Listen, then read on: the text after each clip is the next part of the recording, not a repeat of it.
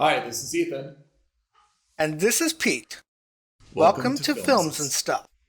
Oh man, we got to work on that intro. Yeah.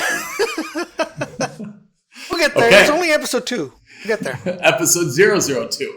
002. No, 0002. Remember, we added the extra zeros. Yeah.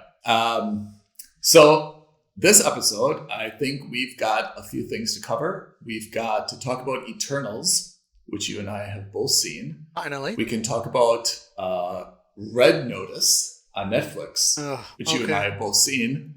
And we can talk about Fitch, available on Apple TV Plus, which you and I have both seen. And then I think we've got a number of new show episodes that we could kind of go through since we're watching most of the same things, some different stuff as well. And a couple of recommendations that I have that I think you'll enjoy if you've seen certain hits like Squid Game. Oh, I love recommendations. Okay, let's kick it off with Eternals.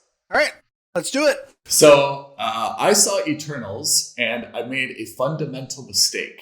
And that mistake is that I saw a 9:20 showing. 10:20 showing. My fault. 10:20 showing.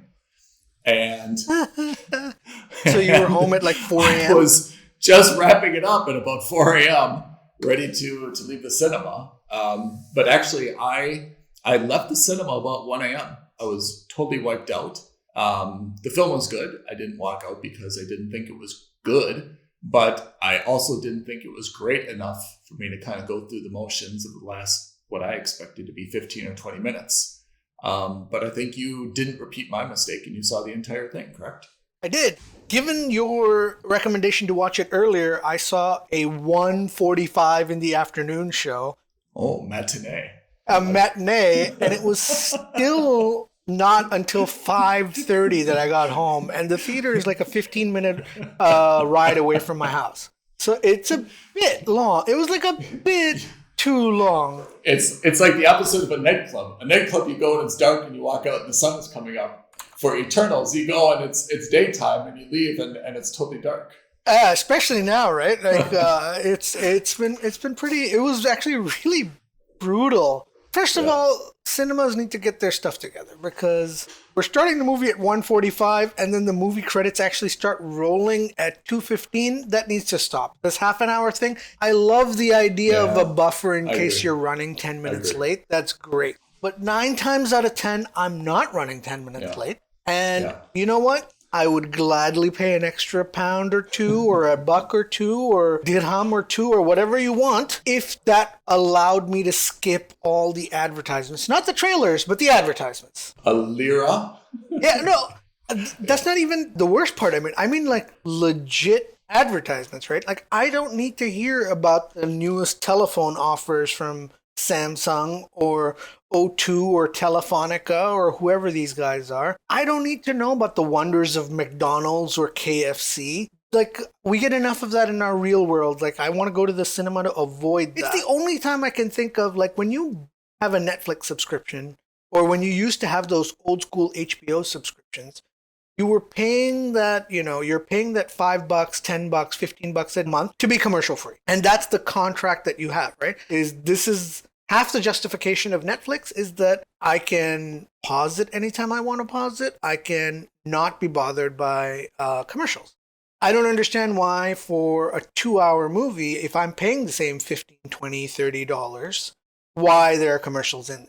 And I get that the cinema has to make money, sure, but then you're also charging me $40 for a box of popcorn and a soda anyway. So we got off to a very slow start. My point for is Eternals, based on all the commercials, all the advertisements. And the movie was already a super slow. It already had a super slow start, right? Like it's this.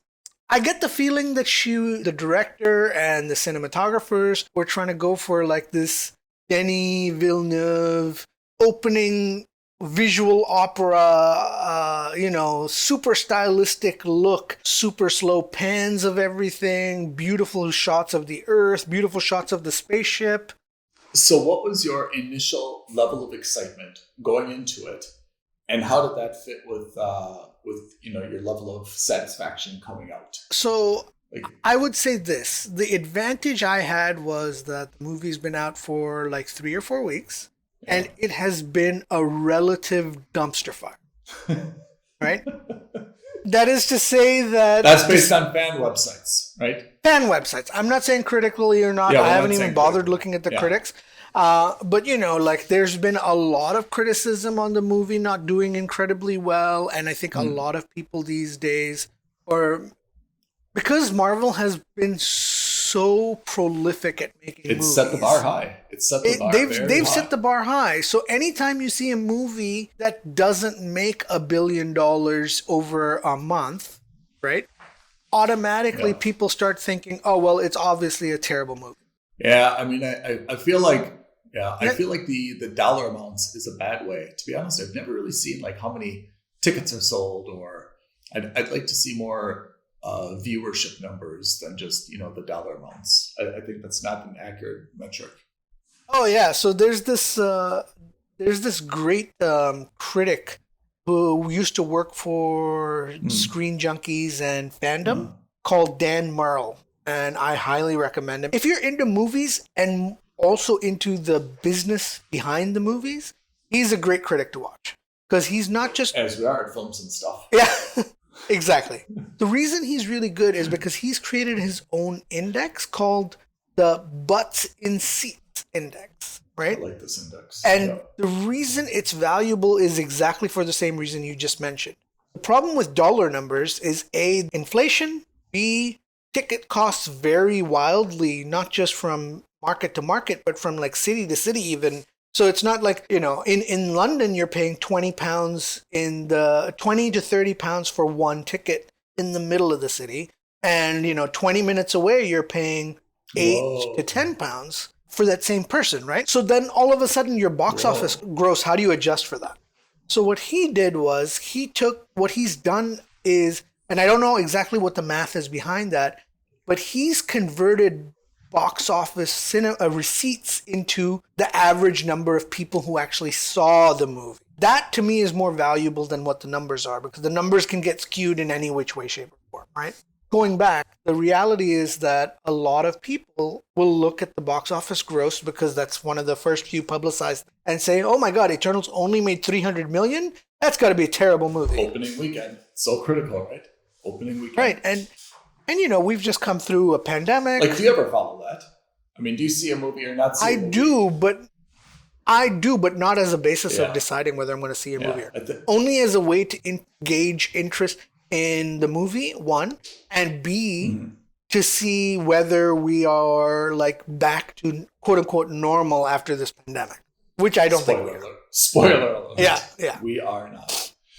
So tell me, expectations versus satisfaction. So expectations super low. Really? Like how low? Scale of 1 to 10. Like on a scale of 1 to 10, I thought this movie was going to be like a 4, maybe even 3. Okay.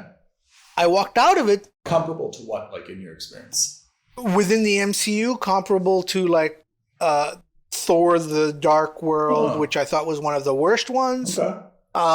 Like comparable to some of the worst performing Marvel movies. But you felt obligated to see it, right? You cannot not see Eternals just because it may be a critical piece to the transition to the new MCU, right? And that's the thing. And I think this is where Disney really has us by our proverbial berries, right? Nether regions. In the sense that if you're a fan of the MCU, whether a movie is good or not is almost secondary, because if you like what they're doing and if you believe in what they're doing and you've seen that they've succeeded, right? Phase 1, 2, and 3 were huge successes.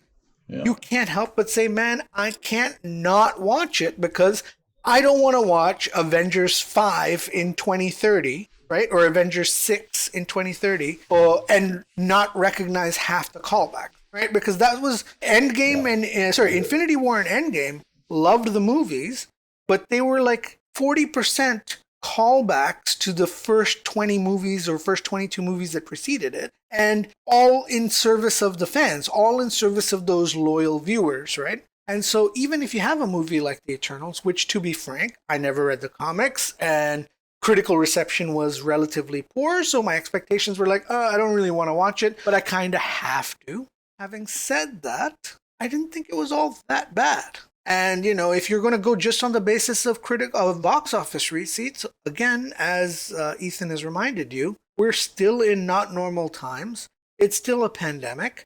In the day of streaming, I imagine that this movie would do a lot better on a streaming platform like on Disney Plus than in a cinematic. Yeah, I have to say, I felt that the story was much better than I expected, but the plot I felt either very stale or formulaic. But I have to say, I was pleasantly surprised by the story. I think at Marvel they did a very good job of transitioning and bringing a compelling story, to the screen. But I felt the plot was like, and when I say plot, I mean kind of like scene by scene, the action, the dialogue, everything. Like I felt that was just a little bit weak. I thought obviously the quality is great, just like every Marvel film. The cast was very smooth. I mean, they were polished. And to be honest, I mean, last time we spoke, and I had some skepticism about 10 different characters. Still, I think it was a little bit heavy on characters. We probably could have gotten away with fewer. But overall, I kind of liked everybody. I mean, there was no one that I really loved, but yeah. Yeah, it wasn't as overwhelming as I expected either. The only problem was it didn't allow for any real character growth for anyone except for maybe the main guy Icarus and the main girl Cersei. Nina a little bit here and there, but not much of an arc or growth or say. She was I would say she was more like a B plot character. I mean, Angelina Jolie has her role, right? I mean, she plays the brooding, kind of psychopathically dangerous, beautiful woman, like very well, right? But I agree, in terms of like character, I mean, you can't really say that there was really any character there. And definitely not really necessary to the story. In fact, for me, it kind of detracted from the story from time to time. Kit Harington, I mean, we all love him from Game of Thrones, but I mean, I thought that kind of like, as the side love interest, it was just like an excessive cameo. It didn't really add anything to that either. I'll touch more into that, and the reason it didn't for you was because he didn't sit through the credit. Oh, maybe that's true. We'll touch on that, but he does come up in the first mid-credit scene. Or no, he comes up in the second at the end credits. And it's more of an exciting revelation. So you could tell that he was kind of planted in this movie. Let's take a step back before I make that statement. One of the things that I liked about this movie was more interested in building its own lore and its own series of events and stories than it was in building the Marvel universe, right? It kind of, but by the way, it kind of diminishes humans, right? It just kind of casts humans as a race. Oh yeah, all of our accomplishments were by all of our innovations, all of our accomplishments are because of them. I mean, that has a lot to do with. Did you ever see this Star Trek? Which Star Trek? The one with the original Spock, James T. Kirk, where they had to go to California. Oh yeah, the one where they go back in time and bring the whale. Yeah. And it was, I can't remember the doctor, right, who gave humans the recipe or the formula for like some type of like incredible like plexiglass, so that they could build it so that it could house, the whale and all of its water in the spacecraft, right? And the big moral dilemma in that was, should you be giving this type of, alien futuristic technology to humans? And someone said, how do you know that they're not going to create it themselves? And that was kind of a forced justification. But in Eternals, I mean, it really is kind of like, the helpless humans, let's introduce them to the plow. Yeah, right? Or, the steam engine in Babylonian times. We were like so helpless, like none of this would have been possible. So I felt that like a little bit, I mean, I didn't take it personally. I don't feel like it's condescending, but it seemed to give them a lot of credit for, managing the helpless human race, while they were, there as kind of the the protectors and, inspiring innovation at the same time. Well, that was the whole point, right? Was the idea was that, and again, I mean, if you're reaching this by this point, spoiler alert. Yeah. Spoiler alert. 20 minutes in. The reason they were there was to cultivate human intelligence, right? Yeah. Wasn't to create was to make sure that it flourished, not to give them the answers, right? Yeah. Fair enough. Fine. But again, so the good thing was that they touched upon certain things like the Thanos event, like the Avengers in general. They touch upon that to remind the audience that, yes, we're a part of the cinematic universe. Yeah. But we've got our own things going on, right? It's similar to how they were with Ant-Man in Ant-Man 1, which is to say, look, we understand that there's this whole universe out there, but at this moment, I'm more concerned about saving my business in San Francisco than I am about saving the world based out of New York, right? So I like that for me because, some of the other Marvel movies and definitely all of the DC movies have been very ham-fisted about, we're part of this world, wink, wink. We're all together. We're all connected. There was a subtlety to it, which was refreshing. And all the world building stuff, they left to the two end credit sequence. Okay. So, let's go quickly over that. The first one, the mid-credit sequence. So the mid-credit sequence was pretty interesting. So if you remember at the end of the movie, a couple of them get... I didn't see them, so please. So the mid-credit sequence is this thing, is where they show you a sequence or a scene. What's a mid-credit sequence? While there are still credits before and after. And then the end credits is, at the end of the thing, when the last one, credit has rolled, they usually show a clip as well. So the mid-credit sequence, and again, this is very much spoiler alert for everybody who's listening.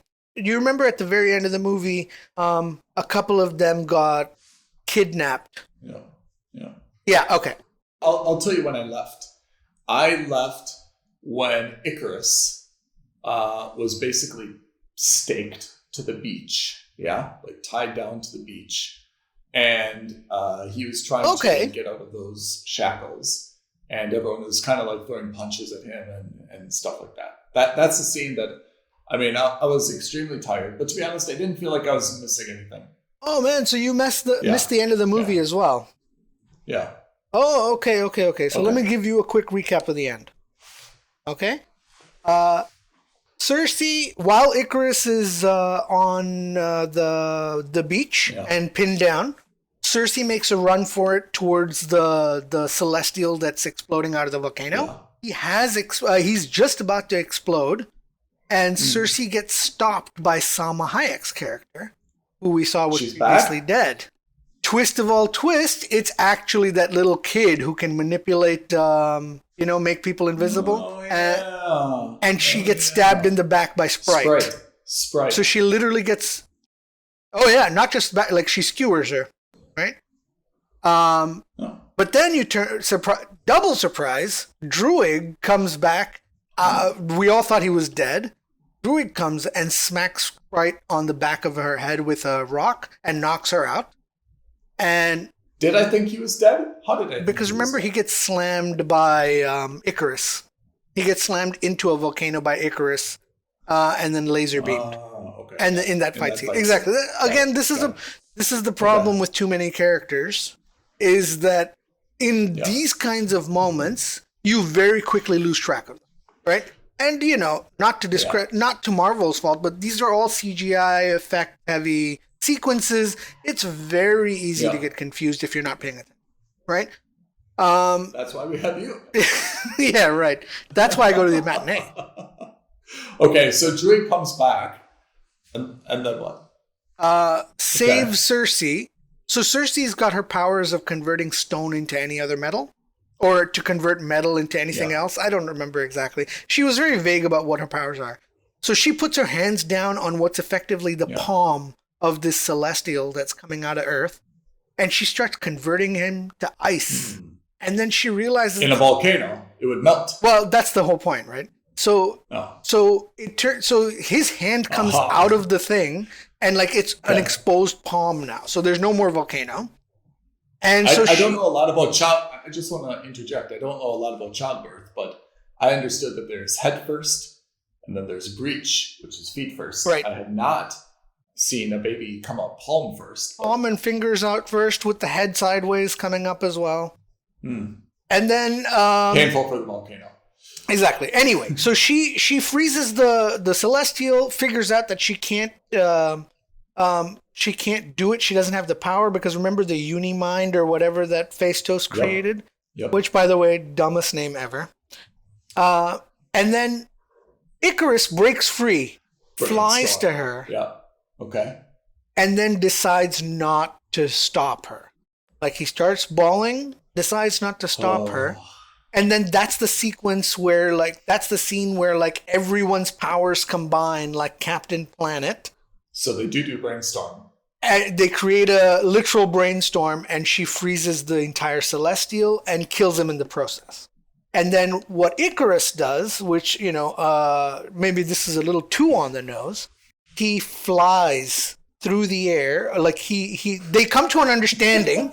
He flies through the air, and he flies into the sun, and he kills himself. Right? Just like the mythology. Just like the mythology. Well, similar to the mythology. So he flies into the sun? Like literally goes to the sun as the star and kills himself? Yes. Yeah. Because he's sad about his now... Because he betrayed himself. He betrayed the family that he loves, and all this. And she lets him go. And there was a whole, the undertone of it was, you're forgiven, now bugger off. Right. Now, so he kills himself, and Cersei, so she still has all these powers in her, and she says, look, I still have some of the Celestial's power in me. She turns to Sprite and says, if you want, I have the power to turn you into a human child. And so Cersei converts Sprite from all being God to just a normal human. And that's better? It's because I think that's what she wanted. Because that's the whole point was that because she's a kid, she can't love anyone. She can't be with anyone. Blah, blah, blah. And that's her source of teenage angst. Multi-century angst. Okay. Yeah, It's nice to know that even robot aliens created by an all-powering god are the same as us. So they're just like us. So Sprite is now a legitimate child, albeit without any family, support network, job, money. No, resources. Kingo is there. All of them, they're taking care of him. So she ends the movie with Kingo. What about Karun? Oh, God. I was so upset. Not upset. I just... that whole thing, man. It was really irritating. Is it racist?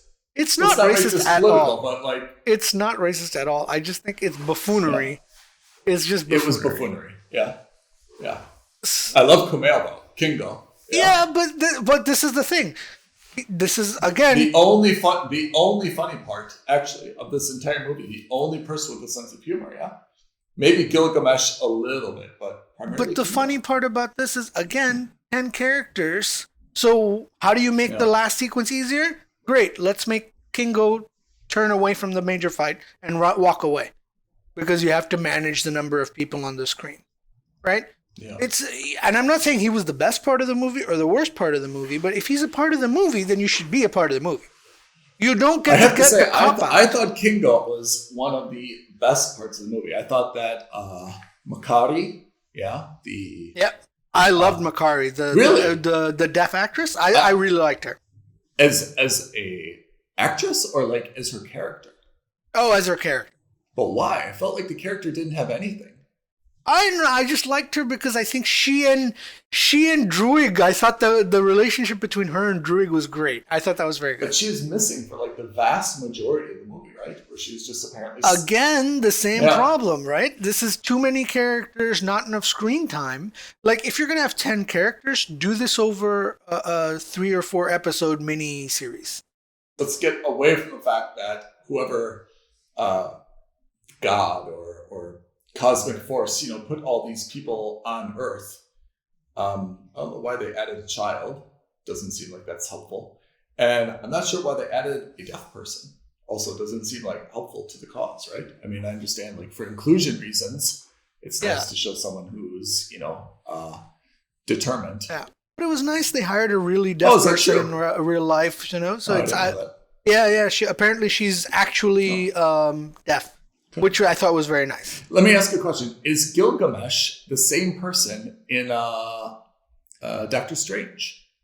No, that is not Wong. That's not Wong. Yeah, it's not that same character or same They actor. look extraordinarily similar, though, right? They look very, very much alike, but I'm pretty sure. In fact, I'm going to double check right now. But I was 100% sure. But even their personality is the same, right? They even had the same personality. You think so? Yeah, I thought their personality was, they're kind of the strong, silent type, right? Just a few kind of like one-line zingers. He's played by a guy named Don Lee. Yes. Look at the credits for Eternals. It's Ma Dong-seok. Yeah, Don Lee. That's what I'm looking at. Yeah. Anyway, so before we go too far off the rails, the movie was that's the ending of the movie as we're apt to do. That's the ending of the movie per se, and the very last scene at the movie. Yeah. Like a couple of the Eternals leave the planet, and they go searching for other Eternals, right? Because now you learn in the movie that they've been that this this Celestial has been sending Eternals to other planets to do what they did on Earth, right? And so they go looking for other Eternals, and the ones who stay on Earth. There's a moment like if you read the comics where that major Celestial shows up on top of Earth, and it looks like Galactus for a moment. It's not, but it looks like him. And he kidnaps all of the Celestials remaining on Earth, and he takes them away. The Celestials on Earth? The Eternals? Sorry, the Eternals on Earth. Right? So he takes them all away. So that's the end of the movie. Okay? The mid-credit scene, which is where we first started this conversation, the mid-credit scene is you're back on the Eternal spaceship. Yes. And these are you're looking at the ones who left are Druig, Makari, and Thena. And then all of a sudden you get Patton Oswalt teleports into the ship. But he's playing I guess like a dwarf. And then behind him teleports somebody else played by Harry Styles, and he's playing a character named Star Fox, who's also known as Thanos' brother. Eros, exactly. So that was the big twist, that Thanos' brother is out there. So you don't know what his intentions are, but apparently he's trying to help the Eternals, or so he implies. So that was the first mid-credit sequence. Didn't mean much to me because, again, I didn't read the comics. It wasn't my bag. But the end credit sequence is where things get spicy for me. Kit Harington, you see him at his estate.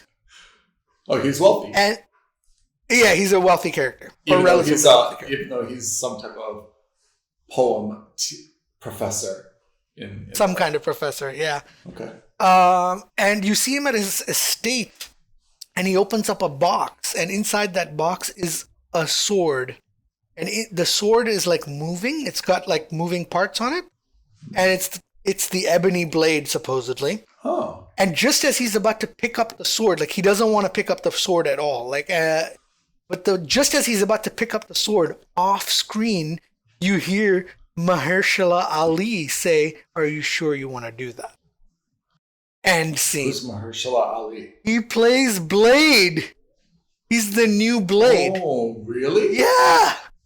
That's the part that got my spine tingling, is he plays Blade, and that got me freaking out at the end. All of a sudden, the movie went from like a 3 or a 4 to like a 5 or a 6, because that end credit sequence was worth the 3 hours.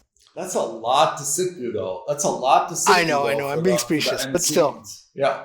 No, but I mean, it's a legitimate complaint, which is, now MCU has actually done something, which is the movie is kind of the fodder, right, for the end sequence, and that's an unhealthy thing. Yeah, that I agree. The here and now, that you're just focused on, hey, what comes next, and it's a teaser for what comes next, and then you sit through what comes next, which is 3 hours of kind of, nonsense, and then you're waiting for another end sequence. So yeah, okay, yeah. So, but at the end, we both thought Eternals, well done.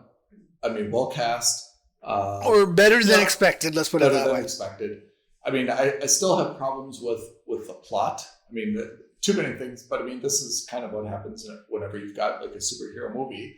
But I thought the story was very, very clever. And I mean, hearing you explain kind of the end of it, I'm pretty happy with the story itself. It's obviously leading into better things, but I thought the plot itself was a little bit And as you mentioned, we both talked about this.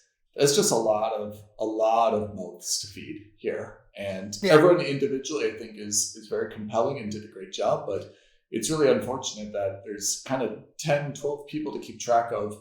And I think all of them could have been super interesting, compelling characters. We just don't get enough screen time with them to like really form like an attachment, you know? For me, Kingo carried it.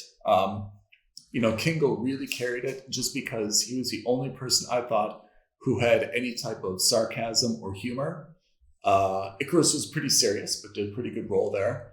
Salma Hayek, I thought, in her motherly role was good. Fastos, solid in all scenes, but we didn't get to see him, develop enough.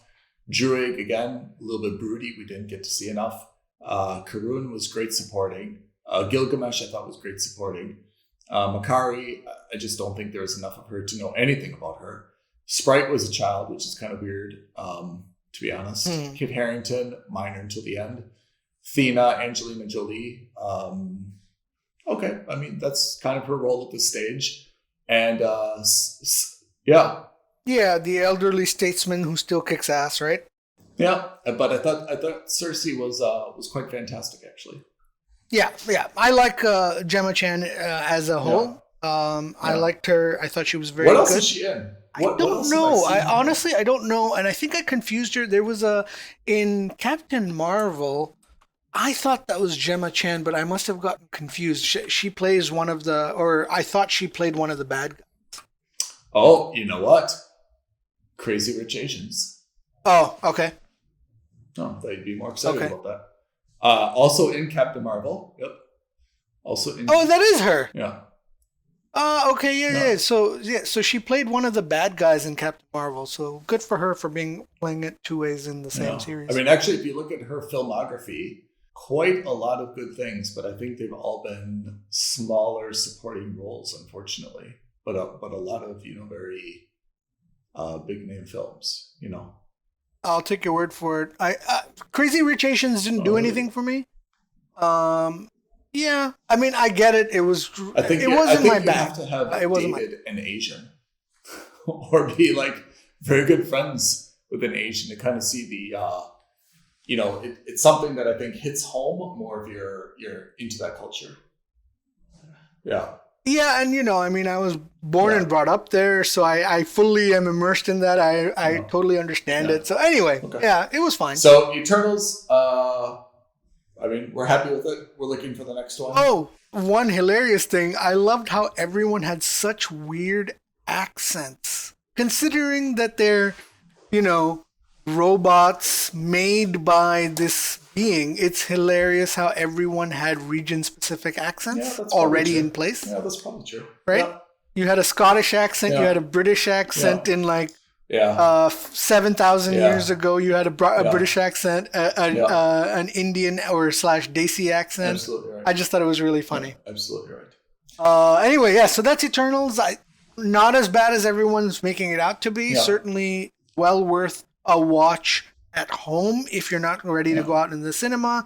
I would recommend it as a home watch just because it's a great way to spend a couple hours. I agree. It's a home watch. I don't think it's something you should rush out to the cinema to watch.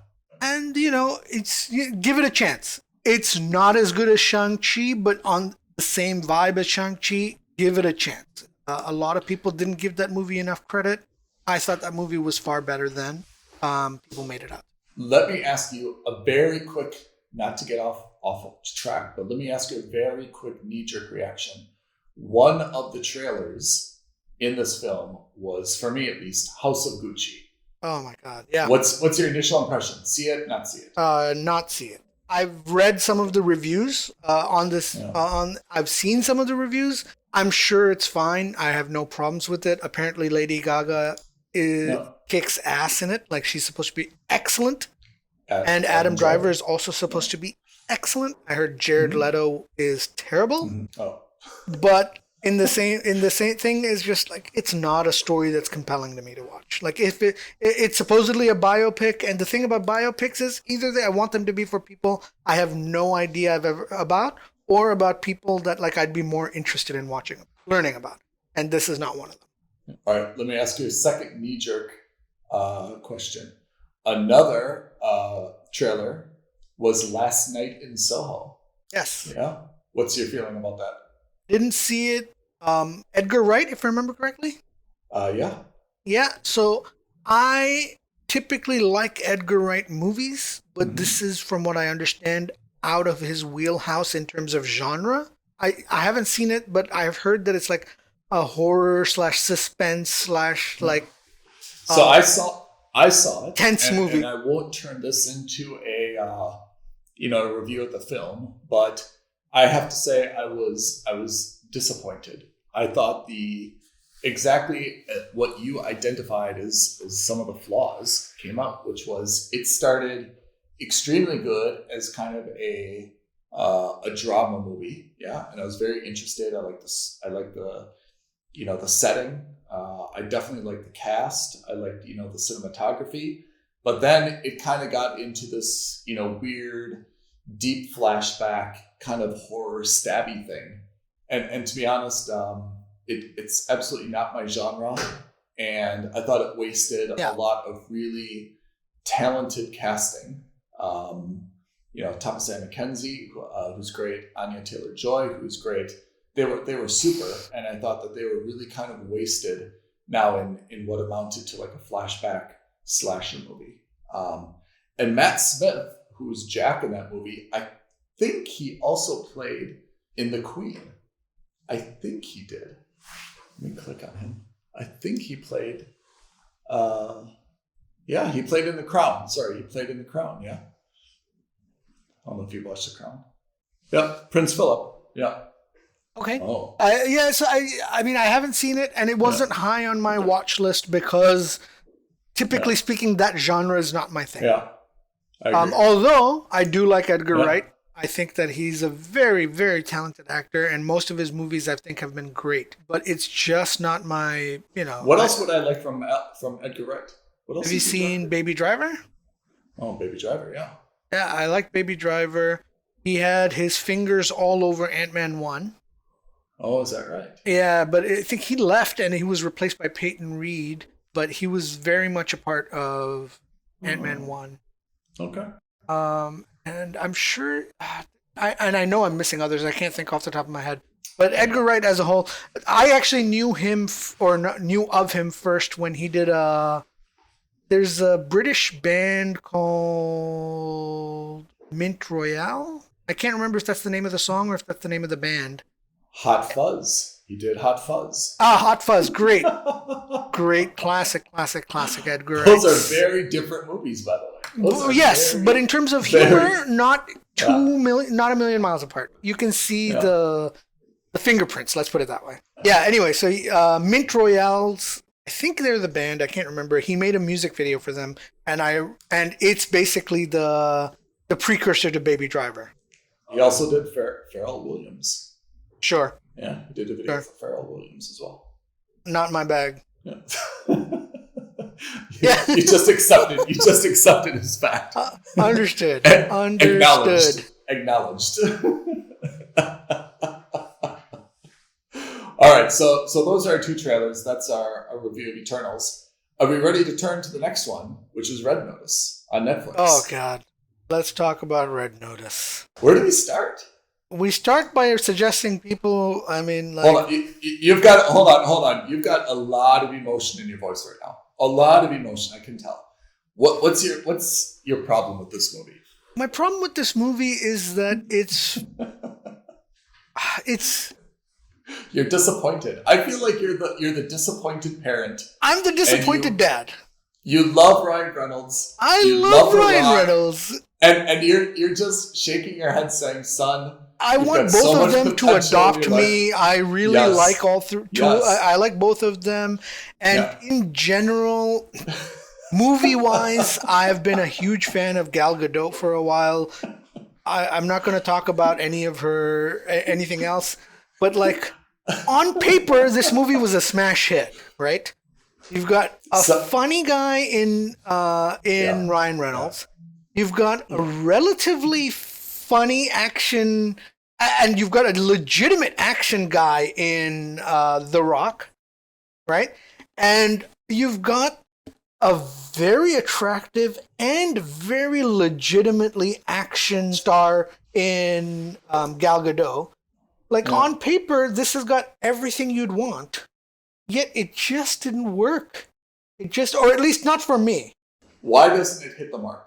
I mean, we're going to see this again. I mean, we know that this is going to be now. It's going to be the new Mission Impossible, right? It's going to be a series, right? There's going to be a second one. There's going to be a third. I mean, there's definitely going to be a second one. I think what's going to happen is that these three actors are going to make so much money off of them that eventually Netflix is going to be like, look, we can't afford to pay you anymore. Right? Because I think they'll just divide them and they'll just have three. Yeah, or have their spin-offs. Yeah. But I didn't like the MacGuffin. I didn't like. Can I tell you why I think you're sad? Go on. I think you're sad because I think that this movie took each character's personality out of them and let them focus on the lowest common denominator of what people want to see, right? When you want to see Ryan Reynolds, you've come to think of him as Deadpool, the bodyguard's bodyguard, whatever movie that is, and you like the smart aleck, wisecracking,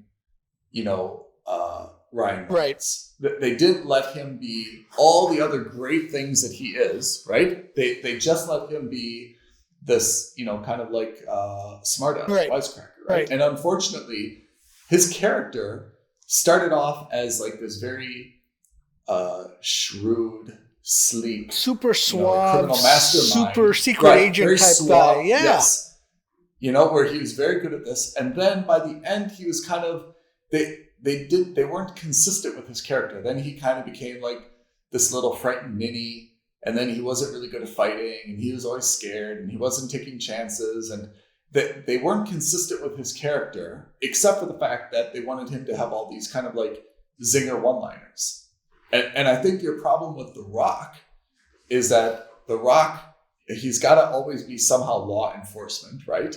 We're always used to him being kind of the good guy. And I think we're a little bit disappointed that he was somehow apparently a legitimate FBI profiler, right? Never mind how the FBI was working overseas, but he was somehow an FBI profiler. And apparently he just left this job to go rogue and become an international criminal. And I think we're a little bit disappointed because we think of The Rock as like our friend, our brother, like a little bit of cognitive dissonance. If anything, what I could have expected if there was going to be a twist is that Ryan Reynolds was actually working with Gal Gadot the whole time. Because he was always one step ahead. That would have been a twist I could have understood. I'm sad for The Rock. I'm sad. I think I'm sad for this character that The Rock is always supposed to be the good guy. It would have been better. I agree with you. It would have been better if Ryan Reynolds and Gal Gadot were working with each other and The Rock was still the law enforcement guy tracking them down. But just practically, and one of the problems you and I have as wannabe movie critics is that we look at these things in a very practical way, which is, so The Rock had a job, right? I mean, he had all the paperwork, he had an apartment, all the day-to-day stuff, right? And then he took a flight to Italy. And then what? Like, he's never quitting his job? Like, he's still got like all these things back home and he's just decided to go rogue? Like, this seems to be very premeditated, right? He obviously knew And to go one step further, let's assume that they've been working in cahoots this whole time. Cahoots? Okay. Yes. Yeah. They were in cahoots. Let's say the whole time. Then why would you show your hand? I agree. Like, what is the advantage in showing your hand? If you are going to be a criminal mastermind, you definitely want to be the inside man in the FBI, right? Especially that has more value to Gal Gadot and The Rock's enterprise than to be the man who used to be, who's now on the run, who's effectively now forevermore going to be on the run. Not only that, there was a period of time when he was on the run, unjustifiably. He wasn't actually a criminal yet, but he is still wanted for the criminal behavior, right? He didn't actually flip sides yet. So there's a period of time when he was getting actually screwed I'm not both sure. ways. He didn't do anything wrong, and So he you was think wanted that as criminal, but he you didn't think he actually got do his job flipped yet. during this whole thing, and that he wasn't flipped the whole time?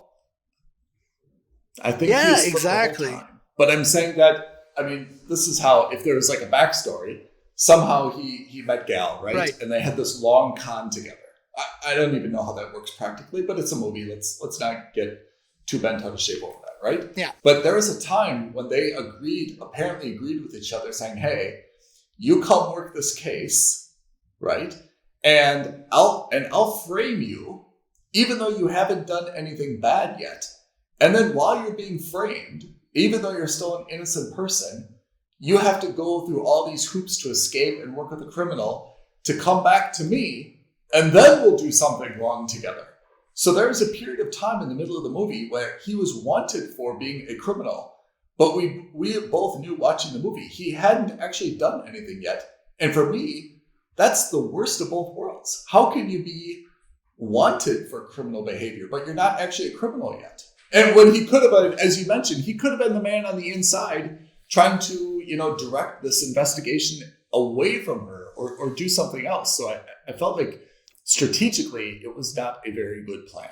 Even if he went into jail knowing he was going into jail, right? Even if Gal and The Rock sit down together and say, okay, at this point in this, what we're going to do is I'm going to get framed by you. I'm going to go to jail. And I'm going to go to jail and I'm going to get the confidences. I'm going to earn the trust and the confidence of Ryan Reynolds. All right? It's a terrible plan. But let's say that's the plan, okay? I agree with you, it's a terrible plan. But let's say that's the plan. If my girlfriend ever talks me into this plan, can you please get me out of this plan? And say, Ethan, this is a bad plan. Ethan, why are you voluntarily going to prison? And you're going to try to get the confidence of a criminal. That's a bad plan. First, you don't know what prison you're going to go to. There was that whole big deal about which country they were going to throw him into. Second of all, that to a certain, there's got to be so many other ways you could have done that, right? If you're able to track this guy down to his secret hidden estate that's like behind a waterfall using a boat to get there, why can't you do that without knowing that? Why do you have to go to jail for that? Why can't you just follow him to find the third Cleopatra egg or whatever it is? It's just dumb. It's just, I find the whole thing really dumb. If that plan does not work and Ryan Reynolds does not get you out, right, then you're stuck in jail and you actually haven't done anything yet. No, and I'm sure, at least prima facie, I'm sure they're, again, now we're nitpicking on things that are on fictional things. Deservedly so. The movie is plot stupid, and it deserves to be picked on because with these three actors, we really deserve better. Obviously, they spared no money on budget, right? I mean, they paid salaries. It's $200 million. Very high production. $200 million. Very high production value. Yeah. But it's so formulaic, and again, the plot is so full of holes. You know which scene you and I are really going to go ballistic on, and I'm hoping it's going to be one of two. It's going to be the scene where they escape into the bullfight arena, or it's going to be the ending sequence where they're in the Nazi mine shaft. Let's go one by one. I think when they escape this, it's not clear why they were being held captive underneath a bullfight stadium. Not a football stadium, not anything else, but a bullfight stadium. And we still cannot figure out exactly how this sequence was intended to work because it doesn't make any sense whatsoever, right? Bishop, Gal Gadot, is trying to pretend that she's torturing The Rock, right? So that, Ryan Reynolds will give up information, which he does. And then how do they escape? This guy who they apparently poison wakes up and starts shooting randomly, and The Rock had a key the whole time to let him out of the handcuffs. It's totally nonsense. Do you agree? I mean, by this point, I feel like Ryan Reynolds, The Rock already has Ryan Reynolds' confidence. So you are now throwing your life into the path of a random bullet fired by a Yeah. guy who can't see straight Yeah. because of poison. Like, what purpose does that serve? Because the guy was shooting at them, right? He wasn't in on the con. No. So why I would you totally- risk that? I totally agree. First of all, right? And then, okay, fine. Why is there an escape hatch into the middle of a Matador arena? That's that's the most ridiculous thing. But what arena at all has an escape route from the middle of where everyone is watching, right? Like the focal point. I mean, I agree. I mean, that scene was just really nonsense, and I feel like somehow maybe that scene was like inserted after the fact to kind of bridge some problems in it, because it's just terribly thought out. It's just terribly thought out from so many different perspectives. I'm really shocked that they didn't do like a rewrite and come up with a better way to kind of like to smooth that out. Because to me that was not just far-fetched. I mean, the whole movie was a little bit far-fetched, but that just like did not make sense at all. Right. And then of course we go to the last scene, right? Which is they find this cave. Oh my God! Argentina. Escape. Is it Argentina, right? Yeah, I think so. So they go in the cave in Argentina, where they find, the thing. What is the thing, by the way? Let's go one step before that. Yeah. How they enter this cave was through that spiral metallic staircase that's very small. Right? Absolutely. Yep. Absolutely. They get down into this warehouse of artifacts that have been stored by the Nazis, apparently. Right? And one of the things they find in there is this vintage, like, limousine. Mercedes limousine, right? One of now 5 known to mankind. Yeah. This car's been in there for 70 odd years. Still fully gassed. Fully gassed. Fully gassed. Fully maintained. Fully working. Insured. Not a speck of dust on it. Pristine. Well, it was covered. To be fair, it was covered. Yeah, all right. Fine.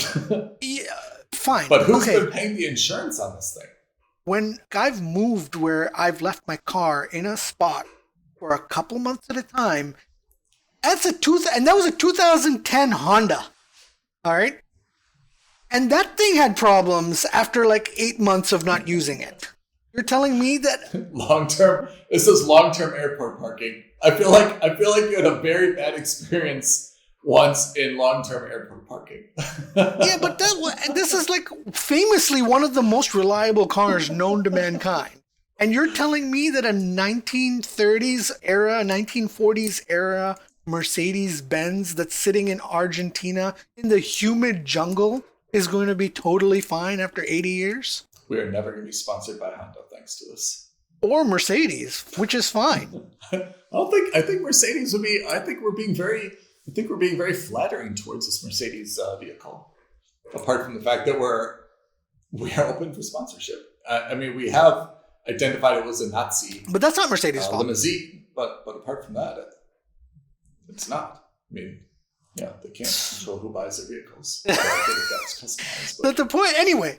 So neither here nor I don't think like a family in like Berlin was just buying that car, right? Like I think they kind of knew who was buying that car. Now the next scene is all of a sudden Interpol or whoever that lady's security forces are finds them. I don't remember exactly how, but they found them. Yeah. And they start a chase sequence inside an abandoned warehouse / mine shaft.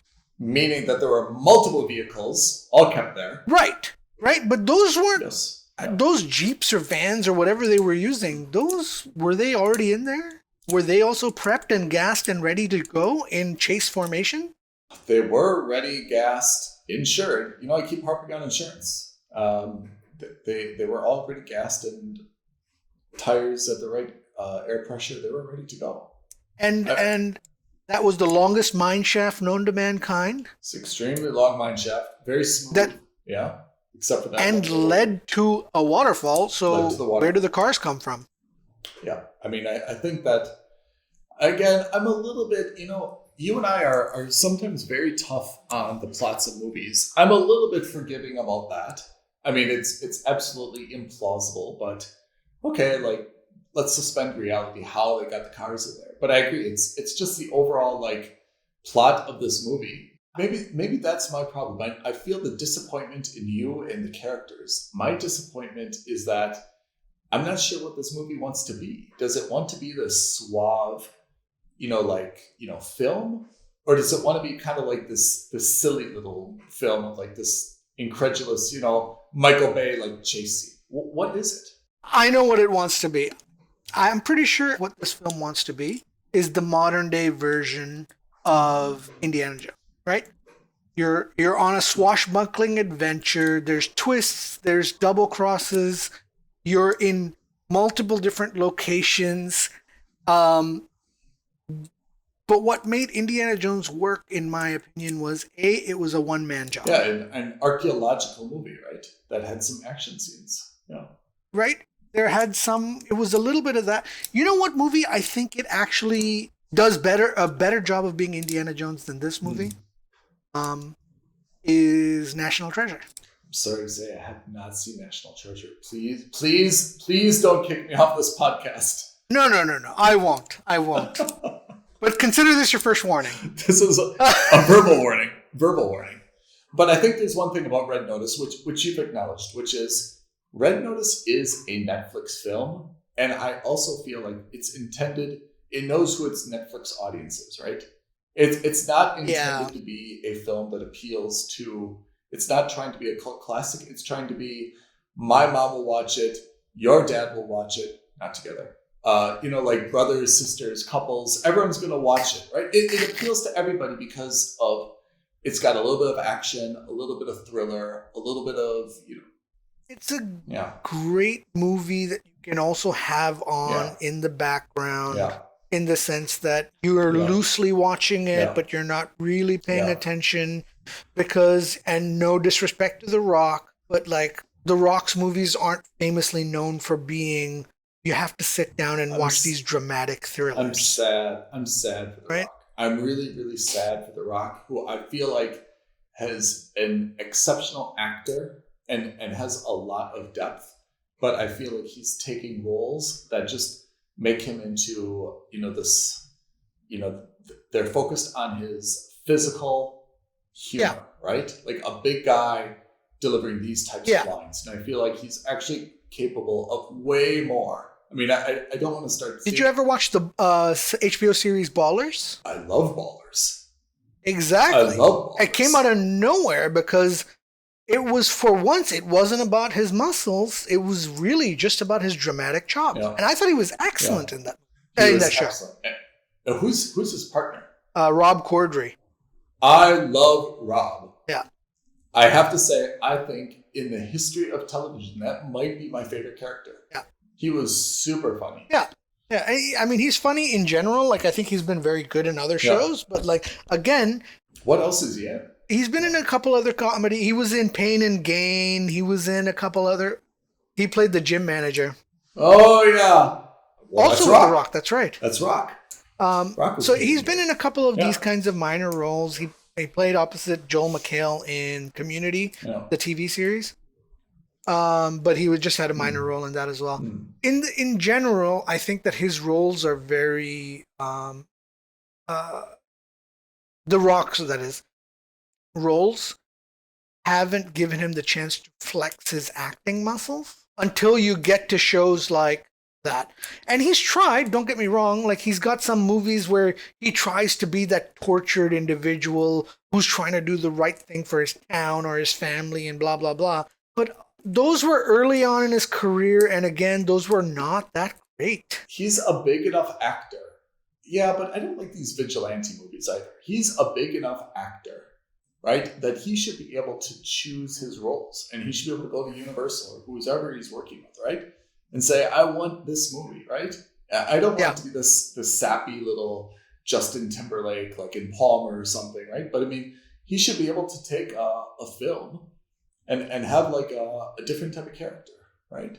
If he's serious about this. And again, I'm not looking for him to chase Academy Awards. I think he is. I'd like him to be in something where he's not just this talking wall, you know? I think he's like other quote-unquote Hollywood muscle men who have transitioned into Hollywood. Where you're looking at like the Arnold Schwarzeneggers, the That's it. Who was That's the list. John Cena. Yeah, John Cena. John Cena's super funny, by the way. What's that movie that we want to see with John Cena? We have to see that movie. John Cena's newest movie? The John Cena movie. We saw the reviews, we saw the trailer, right? Yeah, something like two families, couples go on vacation or something. Remember this? Oh, that's right. No, they crash a wedding because they met on a vacation, and they think that they're best friends, but they're not. What movie is this? I haven't seen it. I can't even remember it. I just saw the trailer for it a couple months ago. I don't know. I just think that there's... Who else? Vin Diesel was a bit like that in the sense that they have this arc where they're known for being muscle-bound men. They do like a children's comedy. They do a children's show. Not show, but like movie with children as their co-stars. Then they do some kind of crazy action movie. And then they settle down a little bit, although I would argue that Schwarzenegger never really settled down into anything dramatic. And Diesel is really just about Fast and the Furious now, nothing else. Yeah, so I think that it's the same arc for him. But I thought he was going to break out of that mold because of shows like Ballers. But maybe he's not. Maybe he's just going to stick to other movies like this where... he plays I don't want to say he plays a mindless oaf because he doesn't, but in the sense that he plays the same character in every movie, right? The straight-laced law enforcement guy. He's always the guy on the right side, and which is why when he flips in this one, it just doesn't come out right. He's not supposed to be a bad guy. The Rock is never supposed to be a bad guy. Just like Will Smith. Will Smith was never supposed to be a bad guy. Right? Tom Cruise generally is, except for that one movie where he had white hair, Collateral. He was so good in that. Oh man, Collateral. He was so good in that guy. movie, though. He was menacing as a bad guy. His agent must have been like, no more of this. People believe it.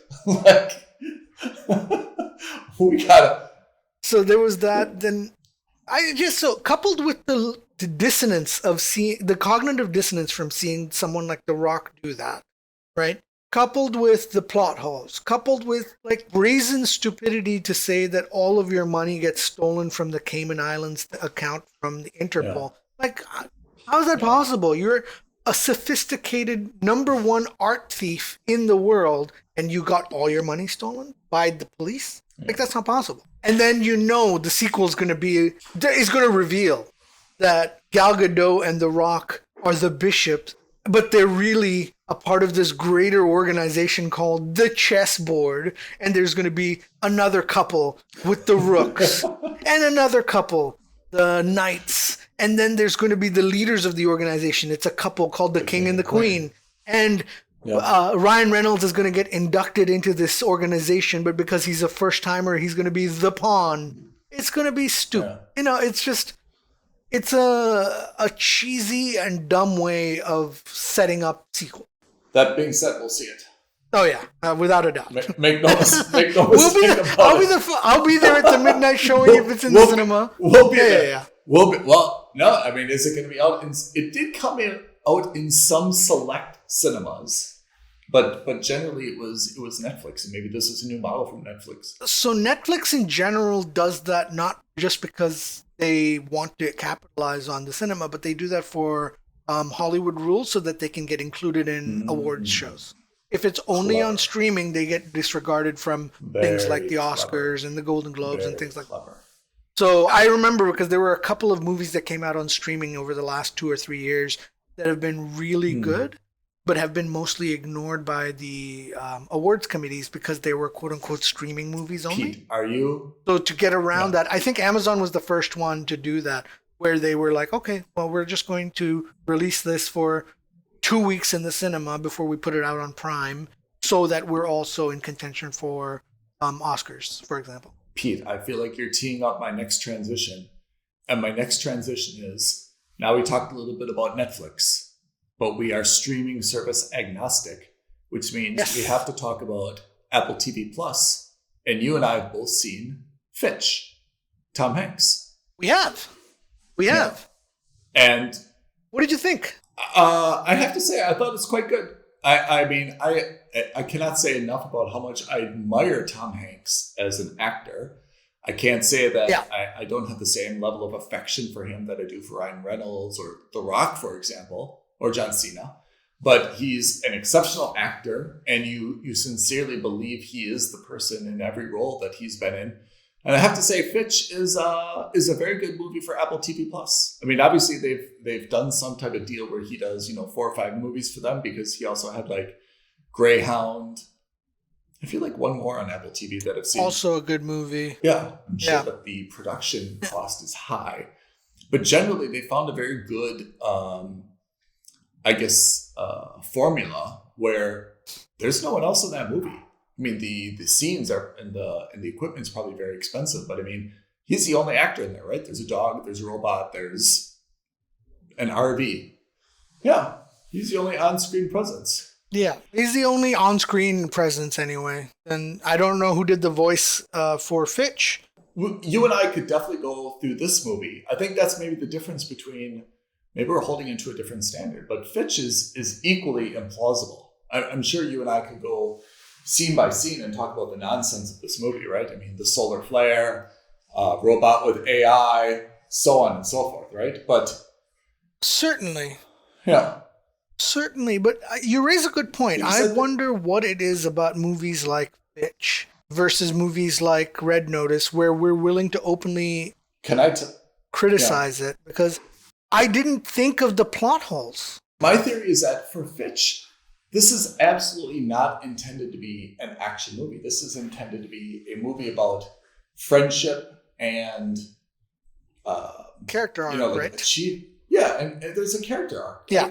It's not intended to be about the events that led us to this. It's intended to be about, the kind of the friendship or the humility. Whereas Red Notice is on its face about action. It's about the heist. It's about the plot, right? So I mean, it's kind of like Red Notice does this to itself. Red Notice is not trying to be a romance. It's not trying to be a buddy film. It's intended to be about the action. So by putting the spotlight on the action itself, it draws these flaws, I think, to the surface. Whereas, Fitch is saying, yeah, this is a ridiculous scenario. But it's happened. It's not about the scenario. It's happened. Take it at face value, but look at the relationship between a man and a robot that he's created, right? Yeah. Maybe that's why. Maybe we also have lower expectations for Fitch. Or maybe it could also just be that, Tom Hanks has also been in like a million incredibly good movies. He's known as a legit actor. Wow. You give him a pass. Yeah. And I'm not saying that this is a bad movie, by the way. I actually think that... Yeah. Here's the thing. If you had to watch one of them again, okay, let's say right now, you had to watch one of these 2 movies again. Yeah. Which one would you choose? Am I watching this like dedicated watching, or is it on in the background? Nope, you've got to sit there. You don't have a mobile phone. You don't have then Fitch. Tablet. Hands down, Fitch. Really? Yeah, I think I'd watch Fitch again. Huh. Yeah. I would actually choose Red Notice. I'll tell you why. For Fitch, I mean, maybe I agree it's a better work. But to be honest, I'm not learning anything again. I'm not going to laugh. I didn't laugh the first time at all. Yeah. I'm going through the same motions and I don't learn anything. Whereas Red Notice... Okay, I'm going to criticize it, but I will laugh a few times based on, Ryan Reynolds' character. I'll find more plot holes, which I'll also secretly enjoy. But I would choose Red Notice again. Although if I had to give them, stars or ratings or thumbs up or whatever we're choosing, for sure, Fitch is a better piece of work. So I think for me, the way I watch movies like Red Notice is that I recognize immediately that they're possibly going to be movies that I would call guilty pleasures. Yeah. Right? It's the same reason I love the Fast and the Furious series.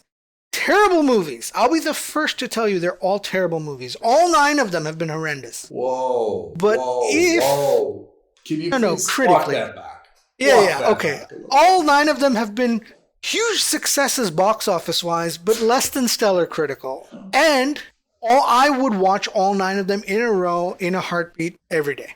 They're movies that I like to watch because, like you, I know they're ridiculous, but I'm a big fan of cars and I'm a big fan of stupid action and stupid stunts.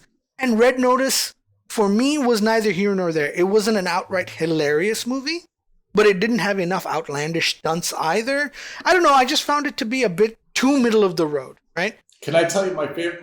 I think the funniest part of Red Notice was very subtle. I love these subtle little things. Remember when at the beginning when The Rock is chasing Ryan Reynolds? Yeah.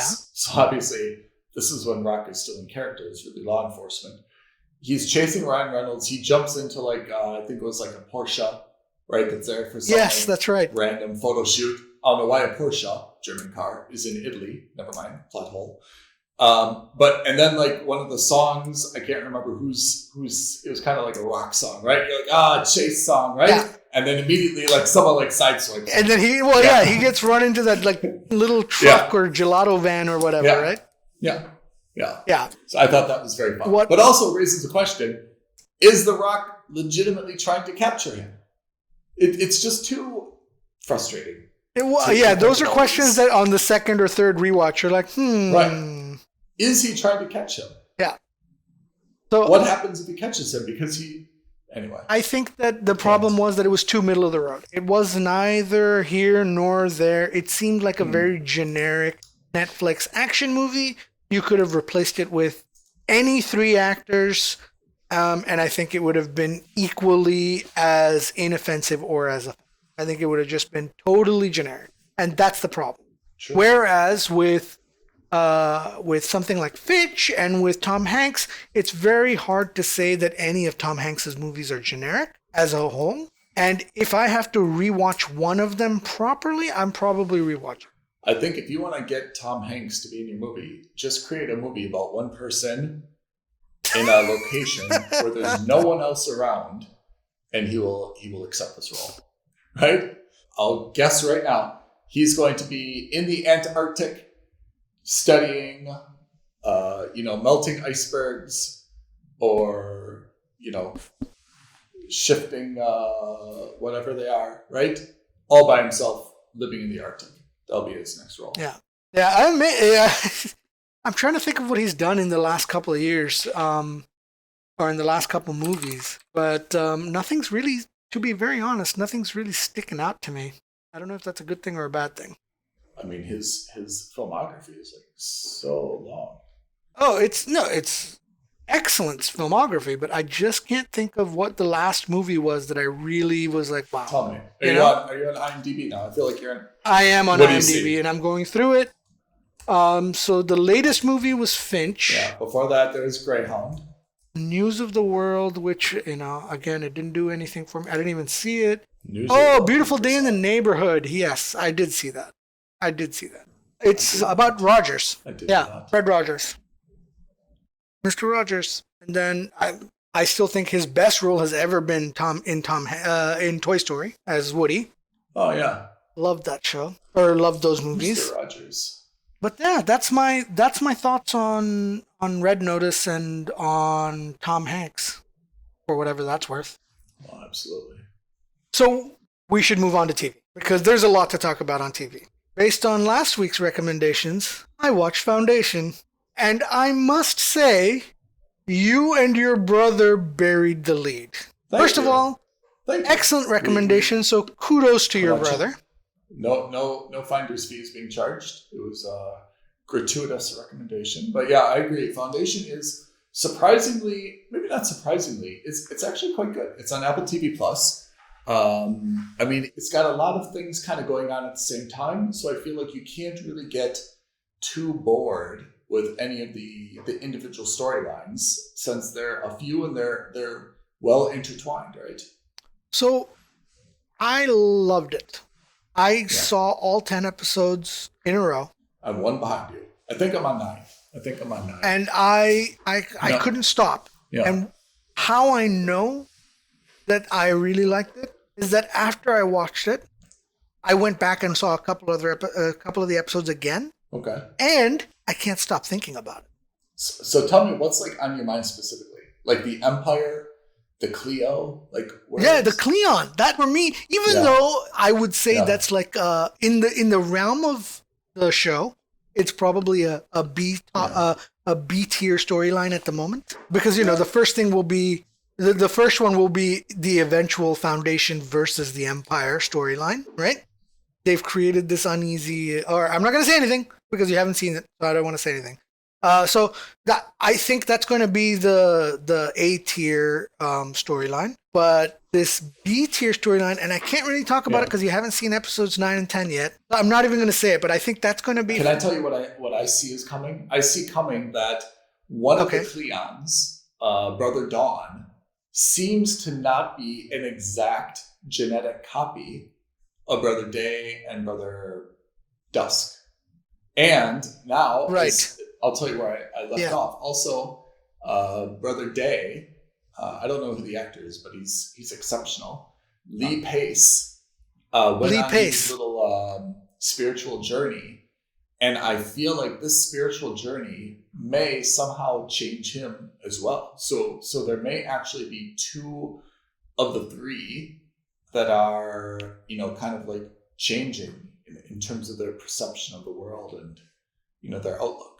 And I find the entire Cleon thing not only a brilliant idea, but super, super cool, I have to say.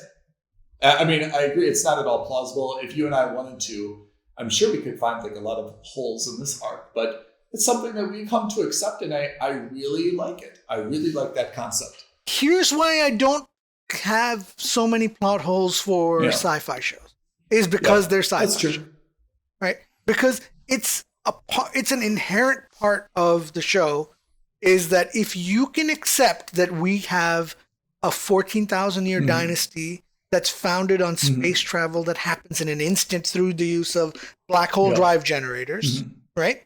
Then you cannot criticize any plot hole, right? Because you can magic any plot holes away with the use of fake technology, right? So in general, if I'm watching a sci-fi heavy show or like a show set on the premise of magic and fantasy and sci-fi, all those go out the window, and I don't like that is no longer a point of contention, because how can you criticize a plot hole but not criticize the use of spaceships or the use of cloning or whatever? You know what I mean? Like, there's so many other smaller elements. You'd be unable to watch any show ever. So I am entirely true. I am desperate for them to go ahead and make season 2. That's how much I loved it. Have you ever watched The Expanse? I have started The Expanse, and you know what? My brother gave me that recommendation as well. And he said the exact same thing, almost copy and paste. For Expanse, he said, look, it's going to be tough. You got to get through the first couple episodes. You'll love it. He said the same thing for the Foundation, because I started Foundation. I watched half of the first episode, and I told him, like, stick it out. It's not for me. He's stick it out.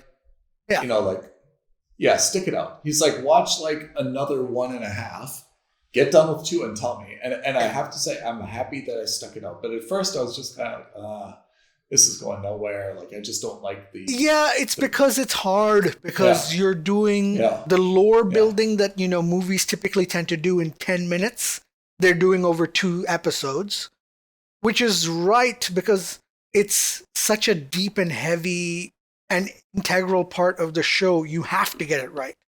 So this show for me is like similar to The Expanse. So if you haven't watched The Expanse for me is far more grounded in reality. It's a sci-fi show set in the future, but set in our future, this Earth's future. So it's sci-fi, but it's very much grounded. Right. So like they take into account the fact that, people who are born and living in space, when they come back to Earth, they have a hard time adjusting because of the gravity and their bone density and things like that. And their ships don't look like fancy spaceships, because they're like, look, this is what a spaceship designed for space battles would actually look like. Right. So in that sense, it's a little bit more grounded, and it's a little bit more political intrigue, but that political intrigue is based much more on the political intrigue that we know from Earth, right? Whereas this is political intrigue, but not really political intrigue. It's a little bit more fantasy element. But they do say one thing interesting in Foundation, which is they make reference to all these different like races, right? And everyone's not really an alien. They're actually like humans. It's not like Right. Star Wars or something where there's really like all these different like galactic aliens. Here they kind of acknowledge everyone is a human.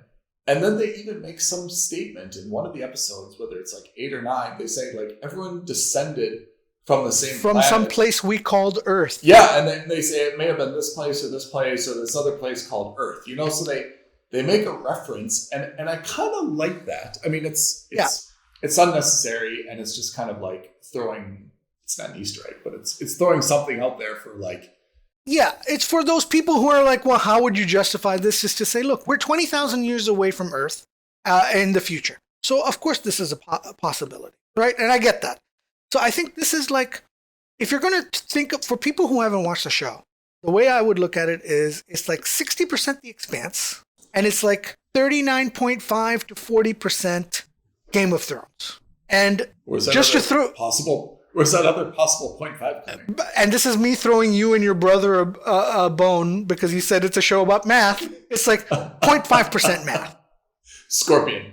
Right? And that point, and by the way, the margin of error on this is 0.5%. But it's the ending gets really good. The whole series is just, I found it to be really, really excellent. I thought it was really excellent. Yeah. I didn't see the direction they were going in. I thought the action sequences were excellent. I think that I love the fact that each episode is like an hour and 10 to an hour and 20 minutes. Yeah. I don't like, right. It's not about, this stereotypical formula where an hour-long show is 45 minutes with ad breaks or an hour exactly. They're just like, look, however long it takes, but we're going to get from A to B. It's DreamWorks, right? Maybe? I don't know. Actually, I don't know. I thought it was. I thought I've seen in the trailer, not the trailer, in the intro that it's DreamWorks. Either way, very good. Which makes a little bit of sense, but I'm not sure if that's. Yeah, I really enjoyed it. Maybe making that up. I think it's so good, and it's great development and great character growth of all of them. Right, like you said about Brother Day. Right, you get to see the change. On a practical level, it's because, or at least in the show, you get to see the change also because the brothers are physically changing, right? Brother Day becomes Brother Dusk, Brother Dawn becomes Brother Day, blah, blah, blah. It took me a minute to get. I didn't understand that. And then you realize, oh, right. First of all, I think it's a fantastic Super concept. Cool, though, yeah. And second of all, what I really like is that what they could have done a better job of was that there is a time element in play, right? So like Brother Dawn in episodes 1 through 3 becomes Brother Day in episodes 4, 5, and 6.